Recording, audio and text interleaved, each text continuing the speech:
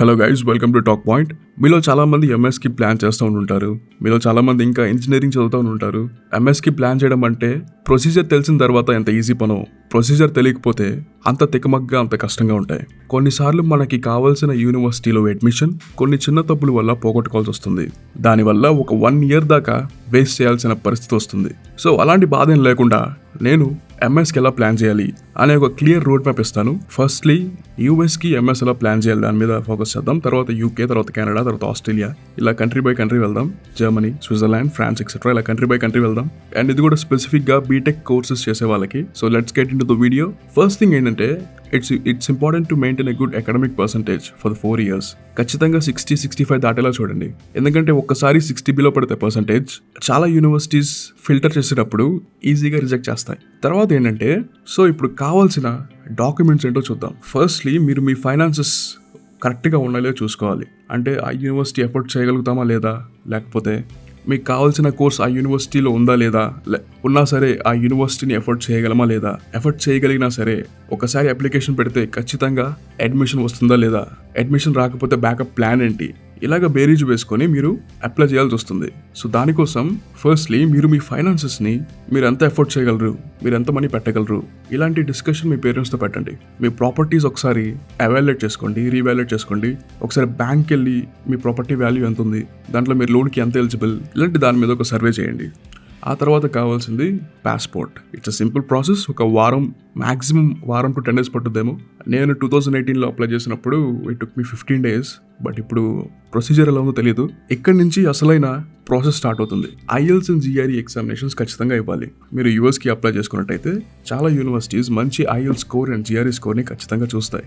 కొన్నిసార్లు వాటిని బేస్ చేసుకునే స్కాలర్షిప్స్ కూడా ఇవ్వడం జరుగుతుంది. సో IELTSకి GREకి సెకండ్ ఇయర్ నుంచి ప్రిపేర్ అవ్వాలి. IELTSని 2 టెస్టింగ్ ఏజెన్సీస్ కండక్ట్ చేస్తుంది, IDP and British council.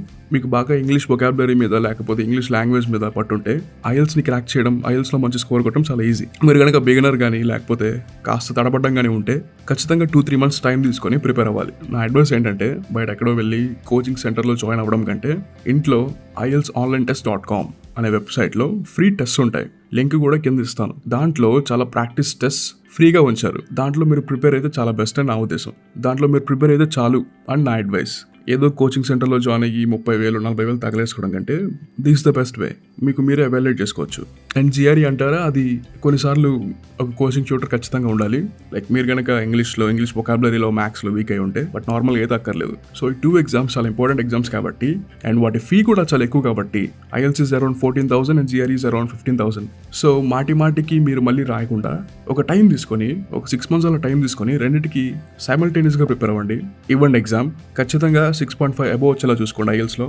And GREలో ఖచ్చితంగా 310 అబోవ్ వచ్చేలా చూసుకోండి స్కోర్. అండ్ ఈ ప్రాసెస్ అంతా 3rd yearలో కంప్లీట్ అయిపోవాలి. సో ఇది బేసిక్ రిక్వైర్మెంట్స్ అనమాట. ఇది కాకుండా మీరు కనుక స్కాలర్షిప్స్ కానీ ఇలాంటి వాటికి ఎలిజిబుల్ అవ్వాలంటే, ఇలాంటి వాటికి కూడా ఎలిజిబుల్ అవ్వాలంటే ఇంటర్న్షిప్స్ చేసి, రీసెర్చ్ పేపర్స్ చేసి మీరు సబ్మిట్ చేయాల్సి వస్తుంది. నాకు ఇక్కడ ఇచ్చిన స్కాలర్షిప్ కూడా నేను చేసిన రీసెర్చ్ పేపర్స్ మీద బేస్ అయి ఉంది. So they are equally important.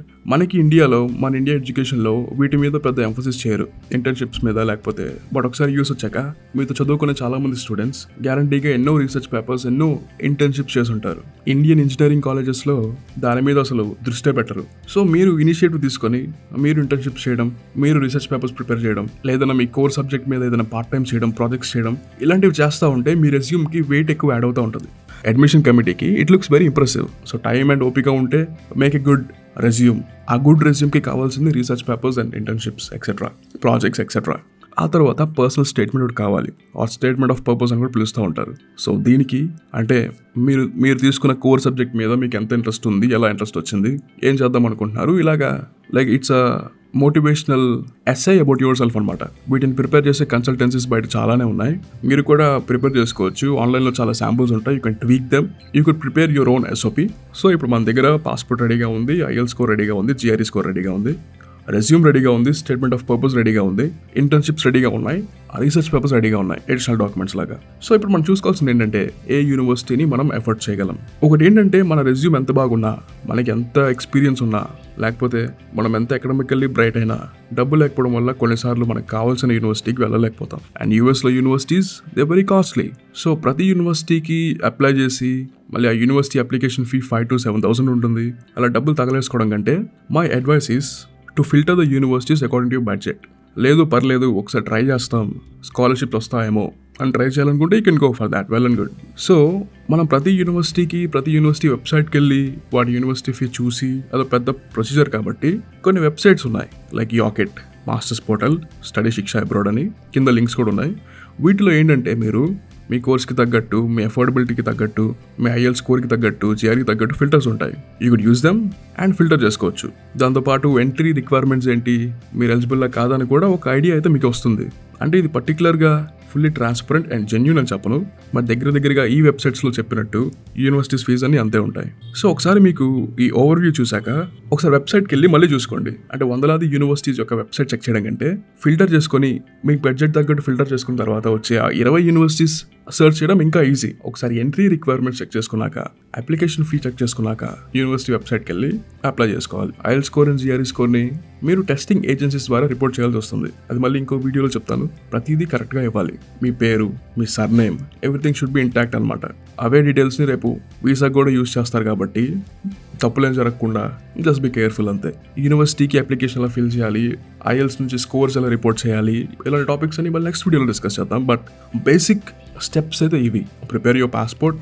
Second year నుంచి start preparing for IELTS and GRE. కుదిరితే సెకండ్ ఇయర్లో కానీ థర్డ్ ఇయర్లో కానీ GRE అండ్ IELTS ఇవ్వడానికి ట్రై చేయండి. Maintain a good academic score.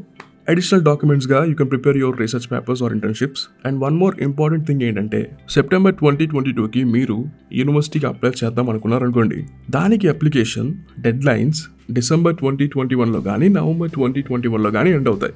అంటే 1 year ముందే మీరు డాక్యుమెంట్స్ అన్ని రెడీగా పెట్టుకోవాలి. అంటే మీరు 4th year చదివేటప్పుడు వచ్చే నవంబర్ ఆర్ డిసెంబర్ లోపే మీరు అప్లై చేసుకోవాలి. మీకు డౌట్ రావచ్చు, 4th year రిజల్ట్స్ పెట్టాలా వద్దా, మీరు ఎగ్జామ్స్ ఇంకా రాలేదు కాబట్టి యాక్సెప్ట్ చేస్తారంటే ఖచ్చితంగా చేస్తారు. 4/1 దాకా మీకు ట్రాన్స్క్రిప్ట్స్ వస్తాయి కదా, అక్కడ దాకా పెట్టండి. కొన్నిసార్లు ఆన్ గోయింగ్ సర్టిఫికేట్స్ అని అడుగుతారు. మీరు ఇంకా కాలేజ్లో చదువుతున్నట్టు, మీ డాక్యుమెంట్స్ ఇంకా కాలేజ్లో ఉన్నట్టు, ఇలా ఆన్ గోయింగ్ స్టడీ సర్టిఫికేట్ ఏదో ఉంటుంది, అది కాలేజ్ నుంచి తీసుకోవాలి. అలాగా 4 to అయ్యేలోపే మీరు 4th yearలో వచ్చే నవంబర్ 2021లో అండ్ డిసెంబర్ 2021లో సెప్టెంబర్ నెక్స్ట్ ఇయర్ వచ్చే సెప్టెంబర్ దానికి అప్లై చేసుకోవాలి. మామూలుగా US యూనివర్సిటీస్ 2 to 3 months తీసుకుంటాయి డెసిషన్ ఇవ్వడానికి. వచ్చిన తర్వాత you should start your visa process. Finances gather చేసుకోవడం ఇలాంటివి. So this is the overview guys. మీకు లోన్స్ గురించి, లేకపోతే IELTS గురించి, GRE గురించి, యూనివర్సిటీస్ గురించి ఇలా ఏదైనా డౌట్ ఉంటే, సో మీకు ఏదైనా డౌట్ ఉంటే కింద డిస్క్రిప్షన్లో నా Instagram లింక్ ఉంటుంది. You can contact me there or comment సెక్షన్లో కూడా పెట్టండి. I will be very happy to respond. So that's it guys. Thank you. Take care. Stay safe.